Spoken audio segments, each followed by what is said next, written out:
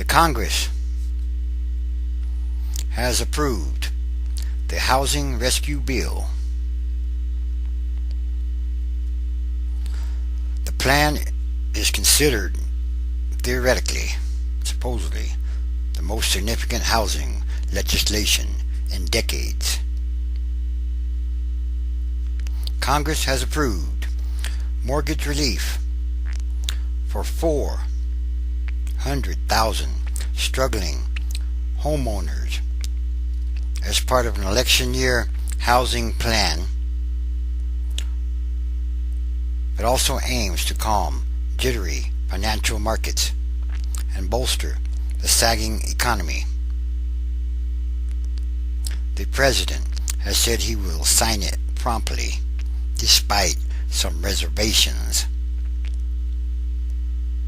Is this just an election year gimmick, perhaps? The measure, some regard as the most significant housing legislation in decades, should let homeowners who cannot afford their payments refinance into more affordable government-backed loans rather than losing their homes. That's if they still have jobs to do that with. Because the United States, America, has been losing at least 94,000 jobs each month since the start of this year. That's starting to add up. Theoretically, it offers a temporary financial lifeline to troubled mortgage companies, Fannie Mae and Freddie Mac, pillars of the home loan market, whose losses have sparked investor fears on Wall Street, and tightens controls over the two government-sponsored businesses. I say, why haven't they done this a long time ago or before?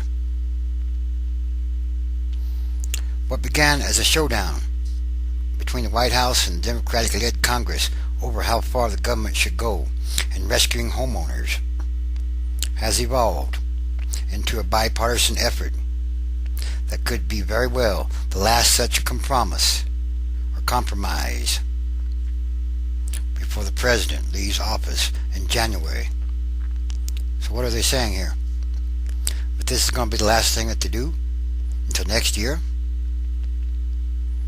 Something don't sound right about that. It's about the election year stuff, huh? It's about the election. In a rare Saturday session,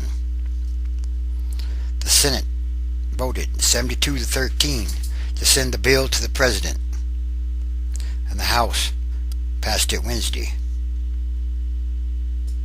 The President had withdrawn his veto threat earlier in the week over $3.9 billion in neighborhood grants. He contended that money would benefit lenders who helped cause the mortgage meltdown, encouraging them to foreclose rather than work with borrowers. Because of the Democratic Congress's delays and the need for action now, the President will sign this bill when he receives it, despite our concerns with some provisions, including nearly $4 billion to help lenders, not the homeowners this legislation is intended to serve. Well, the homeowners still have to have a way to pay for the homes, right? Or a job, or something like that. Many Republicans, particularly those from areas hit hardest by housing woes, were eager to get behind the housing rescue as they looked ahead to a tough re-election contest. Treasury Secretary Henry M. Paulson's request for the emergency power to rescue Fannie Mae and Freddie Mac helped push through the measure. So did the creation of a regulator with supposedly stronger reins on the government-sponsored companies, as Republicans long have sought. Democrats won cherished priorities in the bargain.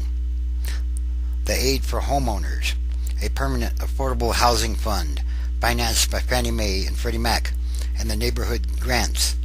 I still say, why didn't they do this a long time ago? Or are they just now getting around to it? Still, there's a lot more problems than just this. Will this solve the problem? The problems of the economy? Probably not. Because like I say, people still have to have jobs or a way to pay the mortgages. That's probably part of the problem, isn't it?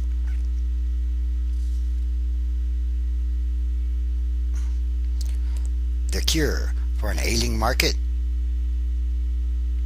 Still, Republicans weren't eager to celebrate. In the House, more than 3/4 of Republicans voted against the bill. They sure have a hard time deciding things together, don't they?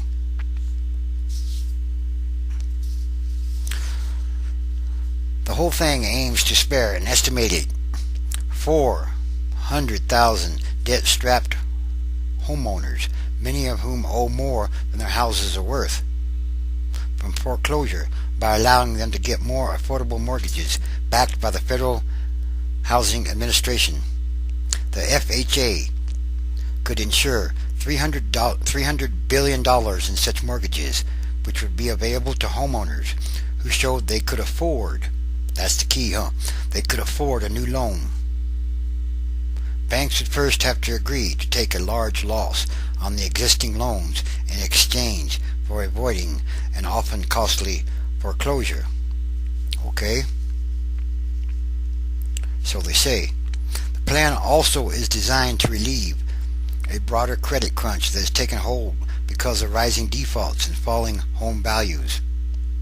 Theoretically, again, to free up safer and more affordable mortgage credit, the bill permanently would increase to $625,000 the size of home loans that Fannie Mae and Freddie Mac can buy and the FHA can insure. They also could buy and back mortgages 15% higher than the median home price in certain areas. The measure tries to prevent blight in areas hardest hit by the housing crisis, where waves of foreclosures have left properties sitting abandoned, bringing down property values and ruining some neighborhoods. It gives $3.9 billion to such neighborhoods to buy and fix up foreclosed properties. The legislation overhauls the Depression-era FHA. That seems like a sign. It requires lenders to show how high a borrower's payment could get under the terms of his mortgage. That should have been done a long time ago. It provides $180 million in pre-foreclosure counseling for struggling homeowners. Ditto for that. The Treasury Department gains unlimited power until the end of 2009 to lend money to Fannie Mae and Freddie Mac or buy their stock should they need it. The Federal Reserve takes on a new consultative role overseeing the companies. The measure includes $15 billion in tax cuts, including a significant expansion of the low-income housing tax credit and a credit of up to $7,500 for first-time home buyers for houses purchased between April 9th, 2008 and July 1st, 2009. Democratic leaders, recognizing that the measure could be one of the last items to become law during what's left of their abbreviated election year schedule, tacked on an $800 billion increase to $10.6 trillion in the statutory limit on the national debt. That's adding an awful lot to national debt. And who's going to pay this back? And when does the bill come due? And what's the interest on the national debt that is now $10.6 trillion? That's an awful lot of money.